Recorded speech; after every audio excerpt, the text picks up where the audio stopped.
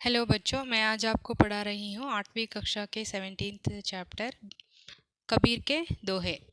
ये दोहे है। ये इसमें कबीर जो बोले हैं दोहे में उसको हम पढ़ सकते हैं। पहले हम देखें कवि परिचय कबीरदास के बारे में। कवि परिचय कबीरदास सन 1398 से सन 1518 ಅಂದರೆ 1398 ಇಂದ 1518 ಕಬೀರ್ದಾಸ್ ವಾಣಿಕೆ ಡಿಕ್ಟೇಟರ್ ಥೇ ಅಂದರೆ ಅವರು ಈ ಕಬೀರ್ದಾಸರು ದೋಹೆಗಳನ್ನು ರಚನೆ ಮಾಡ್ತಿದ್ದವರು. ನೀರು ನೀಮಾ ನಾಮಕ್ ಮುಸಲ್ಮಾನ್ ಜುಲಾ ಹೇ ಪರಿವಾರ ಮೇ ಉನ್ಕಾ ಪಾಲನ್ ಪೋಷಣ್ ಹುವಾ. ಇವರು ನೀರು ನೀಮಾ ಅನ್ನುವಂಥ ಮುಸ್ಲಿಂ ಕುಟುಂಬದಲ್ಲಿ ಬೆಳೆದು ಬಂದವರು. ಸಹಜತಾ ನಿರ್ಭೀಕತಾ ಇನ್ಕೆ ಕಾವ್ಯಕ್ಕೆ ಪ್ರಮುಖ ಗುಣ ಹೇ ಅಂದರೆ ಪ್ರಾಕೃತಿಕವಾಗಿ ಅಂದರೆ ನ್ಯಾಚುರಲ್ ಆಗಿರುವಂಥ ಕೆಲವೊಂದು ನುಡಿಗಳನ್ನು ಮಾತುಗಳನ್ನು ಇವರ ಒಂದು ದೋಹೆಗಳಲ್ಲಿ ಹೇಳಿದ್ದಾರೆ. ಸಹಜತಾ ನಿರ್ಭೀಕತಾ ಇಸ್ಕೆ ಕಾವ್ಯಕ್ಕೆ ಗುಣ ಹೇ. ಇನ್ಕಿ ವಾಣಿ ಮೇ ಸಮಾಜ ಸುಧಾರ್ ಕಿ ಭಾವನಾ ಕೂಟ್ ಕರ್ ಬರಿ ಹೇ. ಅಂದರೆ ಇವರ ಒಂದು ಮಾತುಗಳಲ್ಲಿ ಇವರ ಒಂದು ದೋಹೆಗಳಲ್ಲಿ ಏನಿದೆ, ಸಮಾಜ ಸುಧಾರಣೆಯ ಬಗ್ಗೆ ಬಹಳ ತುಂಬ ಚೆನ್ನಾಗಿ ಹೇಳಿದ್ದಾರೆ. वे बड़े दार्शनिक कवि थे. कबीर का काव्य ಬುದ್ಧಿ और ಹೃದಯ का ಸಂಗಮ है. ಅವರ ಕಾವ್ಯಗಳಲ್ಲಿ ಬುದ್ಧಿ ಮತ್ತು ಹೃದಯದ ಸಂಗಮ ಆಗಿರುತ್ತದೆ. ಇತನಾ ಹಿ ನಹಿ ವೇ ಬಡೆ ಸಂತ ಕವಿತೆ. ಅವರು ಬಹಳ ಒಬ್ಬ ದೊಡ್ಡ ಸಂತರಾಗಿದ್ದರು. ಉನ್ಹೇ ಜೀವನ್ ನೀತಿ ಕೆ ಧರ್ಮ ಗುರು ಬಿ ಕಹಾ ಜಾತಾ ಹೈ. ಅವರು ಜೀವನದಲ್ಲಿ ನೀತಿ ಬೋಧನೆ ಮಾಡುವಂತಹ ಒಬ್ಬ ಧರ್ಮಗುರು ಅಂತಲೂ ಸಹ ಅವರನ್ನು ನಾವು ಕರಿಬೋದು. ಕಬೀರ್ ಕಿ ರಚನಾಯೇ ಬೀಜಕ್ ನಾಮ್ಸೆ ಸಂಕಲಿತ್ ಹೇ. ಇವರ ಒಂದು ರಚನೆಗಳನ್ನು ಬೀಜಕ್ ಅಂತ ನಾವು ಕರಿಬಹುದು. ಮತ್ತು ಅದು ಬೀಜಕ್ ಅಂತಲೂ ಹೇಳಿ ಅದನ್ನು ಬುಕ್ಕಲ್ಲಿ ಪ್ರಿಂಟ್ ಮಾಡ್ತಾರೆ. ಜಿನ್ಕೆ 3 ಭಾಗ ಹೇ ಸಾಕಿ ಸಬದ್ ರಮೈನಿ. ಯಾವ್ಯಾವುದು? ಸಾಕಿ, ಸಬದ್ ಮತ್ತು ರಮೈನು. ಇವೆಲ್ಲವೂ ಇವತ್ತು ಕಬೀರ್ದಾಸ್ ಅವರ ರಚನೆಗಳು.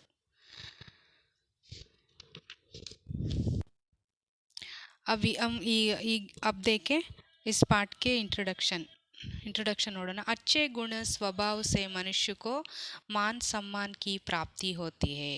ಅಂದರೆ ಒಬ್ಬ ಮನುಷ್ಯನನ್ನು ನಾವು ಯಾವ ರೀತಿ ಅಳತೆ ಮಾಡ್ಬೋದು, ಯಾವ ರೀತಿ ಅಳಿಬೋದು, ಅವನ ಗುಣ ಮತ್ತು ನಡತೆಗಳಿಂದ ಮಾತ್ರ ಆ ವ್ಯಕ್ತಿ ಯಾವ ರೀತಿ ಕ್ಯಾರೆಕ್ಟರ್ ಇರುತ್ತೆ, ಅವನ ಗುಣ ಹೇಗಿರುತ್ತೆ ಅನ್ನೋದನ್ನು ನಾವು ಅಳಿಯಬಹುದು. ಒಳ್ಳೆ ಗುಣ ಒಳ್ಳೆ ನಡತೆ ಇದ್ದರೆ ಅದು ಒಳ್ಳೆ ವ್ಯಕ್ತಿ ಅಂತ ನಾವು ಗುರುತಿಸ್ತೀವಿ ಅಲ್ವಾ. ಅದನ್ನು ನಾವು ಕಲಿಬೇಕಂದ್ರೆ ಯಾವ್ಯಾವ ಗುಣಗಳನ್ನು ನಾವು ಚಿಕ್ಕ ವಯಸ್ಸಿಂದ ಬೆಳೆಸ್ಕೋಬೇಕು ಅನ್ನೋದು ಮುಖ್ಯ. ಬುರಾಯಿ ಸೆ ಪರಸ್ಪರ ಸ್ನೇಹ ಭಾವ ಬಡ್ ನಹಿ ಸಕ್ತಾ. ಅಂದರೆ ಕೆಟ್ಟ ಗುಣ ಕೆಟ್ಟ ಮಾತುಗಳಿಂದ ಒಳ್ಳೆಯದು ಯಾವಾಗಲೂ ಒಳ್ಳೆ ಸ್ನೇಹ ಬೆಳೆಯೋದಿಲ್ಲ ಅಲ್ವಾ. ಮನ್ ವಚನ್ ಅವ್ರ ಕರ್ಮ ಸೆ ಪವಿತ್ರ ರಹೋ. ಮನಸ್ಸಿನಿಂದ ಅಂದರೆ ನಮ್ಮ ಯೋಚನೆಗಳು, ವಚನ್ ಅಂದರೆ ನಮ್ಮ ಮಾತುಗಳು, ಕರ್ಮ ಅಂದರೆ ನಾವು ಮಾಡೋ ಕೆಲಸಗಳು, ಇದು ಮೂರೂ ಸಹ ಪವಿತ್ರವಾಗಿರಬೇಕು. ಯಹಿ ಭಗವಾನ್ ಕಿ ಭಕ್ತಿ ಕಾ ಸಚ್ಚಾ ರೂಪ್ ಹೇ. ಇದು ಈ ಮೂರು ಮಾತು, ಮನಸ್ಸು, ಯೋಚನೆ, ಮಾತು ಹಾಗೂ ಕೆಲಸ, ಇದು ಮೂರು ಚೆನ್ನಾಗಿದ್ದರೆ, ಒಳ್ಳೆಯದಾಗಿದ್ದರೆ ಭಗವಂತನ ಸ್ವರೂಪನೇ ಇದ್ದ ಹಾಗೆ ಅಂತ ಇಲ್ಲಿ ಕವಿ ಹೇಳಿದ್ದಾರೆ. ಅವರು 4 ದೋಹೆಗಳನ್ನು ಕೊಟ್ಟಿದ್ದಾರೆ. ಅದನ್ನು ಫಸ್ಟ್ ನಾನು ಓದ್ತೀನಿ, ಗಮನ ಇಟ್ಟು ಕೇಳಿಸ್ಕೊಳ್ಳಿ. ಐಸಿ ಬಾನಿ ಬೋಲಿಯೇ ಮನ್ಕಾ ಆಪಾ ಖೋಯ್ ಔರನ್ ಕೋ ಶೀತಲ್ ಕರೈ आप हु शीतल होय. सेकेंड वन, सांच बराबर तप नहीं झूठ बराबर पाप. जाके हृदय सांच है ताके हृदय पाप. थर्ड वन, बड़ा बया तो क्या बया जैसे पेड़ खजूर पंती को चाय नहीं पल लागे अति दूर. फोर्थ वन, दुख में सुमिरन सब करे सुख में करे न कोई जो सुख में सुमिरन करे तो सुख काहे ಹೋಯ್. ಅಂದರೆ ಈಗ ಈ 4 ಪದ್ಯಭಾಗದ ದೋಹೆಗಳ ಅರ್ಥನ ಹಿಂದೆ ಕೊಟ್ಟಿದ್ದಾರೆ.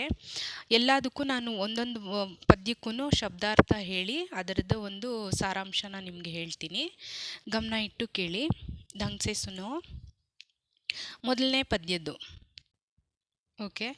ಈಗ ನಾನು 4 ದೋಹೆಗಳಲ್ಲೂ ಒಂದೊಂದು ದೋಹೆನೂ ಹೇಳ್ಬಿಟ್ಟು ಸಪ್ರೇಟಾಗಿ ಒಂದೊಂದು ಭಾವಾರ್ಥ ಅದರ ಸಾರಾಂಶ ಹೇಳ್ತೀನಿ, ಎಲ್ಲ ಗಮನ ಇಟ್ಟು ಕೇಳಿಸ್ಕೊಳ್ಳಿ. ಐಸಿ ಬಾನಿ ಬೋಲಿಯೇ ಮನ್ಕ ಆಪಾ ಖೋಯ್ ಔರನ್ ಕೋ ಶೀತಲ್ ಕರೈ ಆಪ ಹಿ ಶೀತಲ್ ಹೋಯ್. ಅಂದರೆ ಆ ಪದ್ಯದ ಭಾವಾರ್ಥ ಮತ್ತು ಸಾರಾಂಶ ನೋಡೋಣ. ಮೊದಲು ಶಬ್ದಾರ್ಥ. ಬಾನಿ ಅಂದರೆ ವಾಣಿ, ವಚನ್ ಅಂದರೆ ಮಾತು, ಆಪ ಅಂದರೆ ಅಹಂಕಾರ, ಗರ್ವ, ಘಮಂಡ್ ಅಂತ. ಕೋಯ್ ಅಂದರೆ ಗವಾನ, ಚೋಡ್ದೇನ, ಚೋಡ್ದೇನ ಅಂದರೆ ಬಿಟ್ಬಿಡೋದು ಅಂತ, ನಷ್ಟ ಕರ್ನ ಅಂತ. ಔರನ್ ದೂಸರೆ, ಲೋಗೋಂಕೋ, ದೂಸರೆ ಲೋಗೋಂಕೋ ಔರೋಂಕೋ ಅಂತ. ಶೀತಲ್ ಅಂದರೆ ठंडा. ಅದರ ಭಾವಾರ್ಥ ನೋಡೋಣ. ಕಬೀರ್ कहते हैं कि आप ऐसे वचन बोलिए जिससे आपका अहंकार मिट जाए.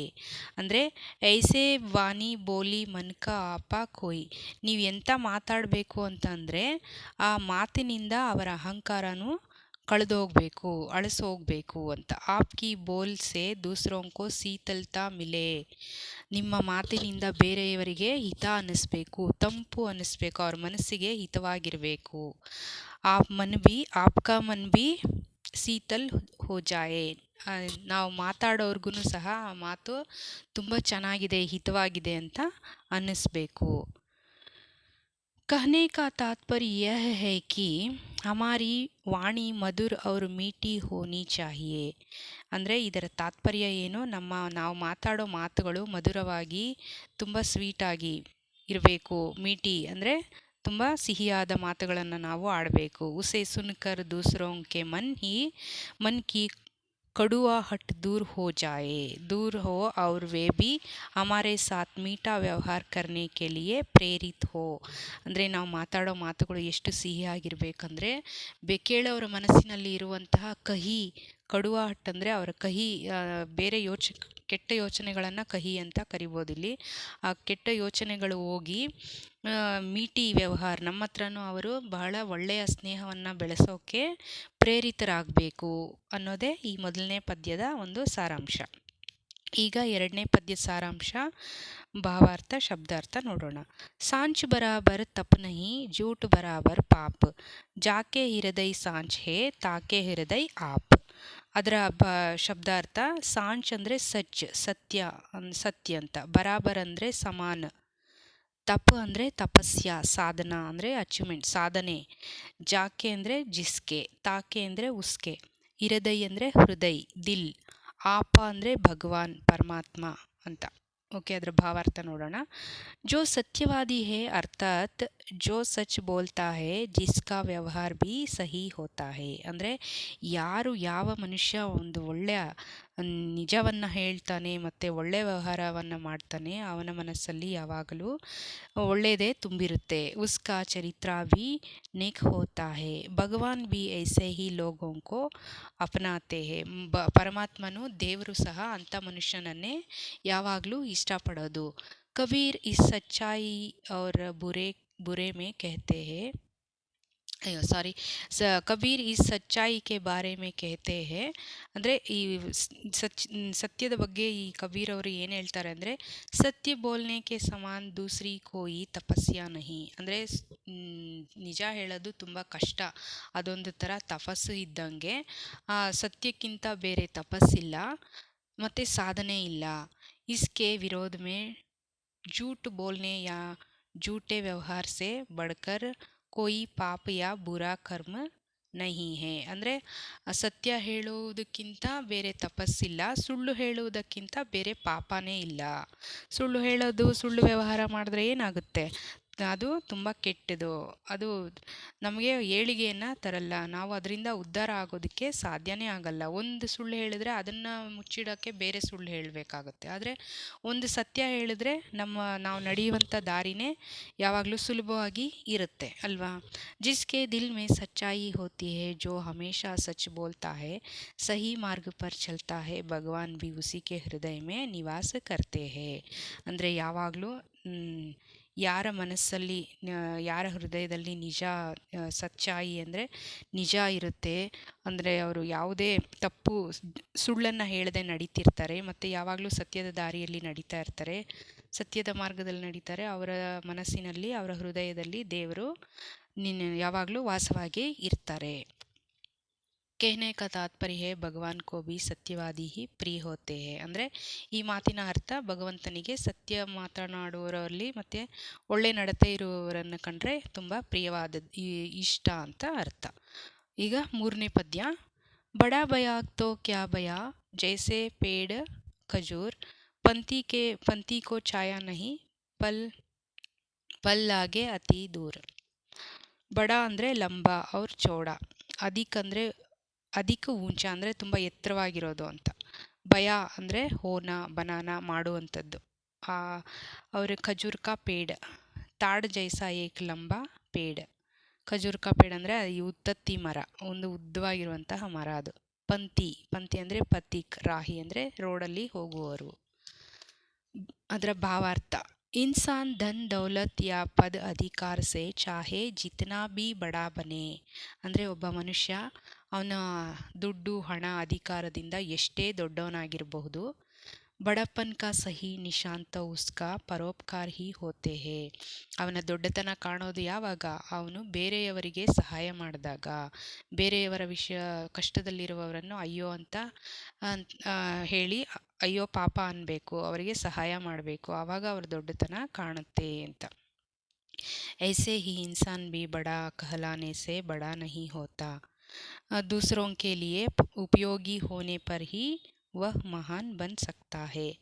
ಆ ರೀತಿ ಇಲ್ಲ ಅಂದರೆ ಅವನು ದೊಡ್ಡ ಮನುಷ್ಯ ಅನ್ಸೋಕ್ಕೆ ಸಾಧ್ಯ. ತಾನು ಸ್ವಾರ್ಥದಿಂದ ತಾನೇ ಬದುಕಬೇಕು ಅಂತ ಯೋಚನೆ ಮಾಡಿದ್ರೆ ಅವನು ದೊಡ್ಡ ಮನುಷ್ಯ ಆಗ್ತಾನ?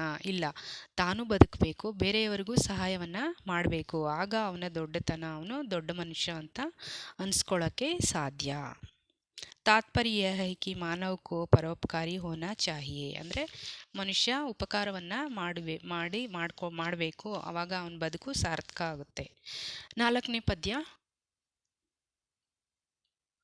ದುಃಖ ಸೇ ಸುಮಿರನ್ ಸಬ್ ಕರೈ ಸುಖ ಕರೈ ನಾ ಕೋಯಿ ಜೋ ಸುಖ ಮೇ ಸುಮಿರನ್ ಕರೈ ತೋ ದುಃಖ ಕಾಹೆ ಹೋಯಿ. ಅಂದರೆ ಸುಮಿರನ್ ಅಂದರೆ ಸ್ಮರಣ್ ಕರ್ನ, ಯಾದ್ ಕರ್ನ ಅಂದರೆ ನೆನಪು ಮಾಡ್ಕೊಳ್ಳೋದು.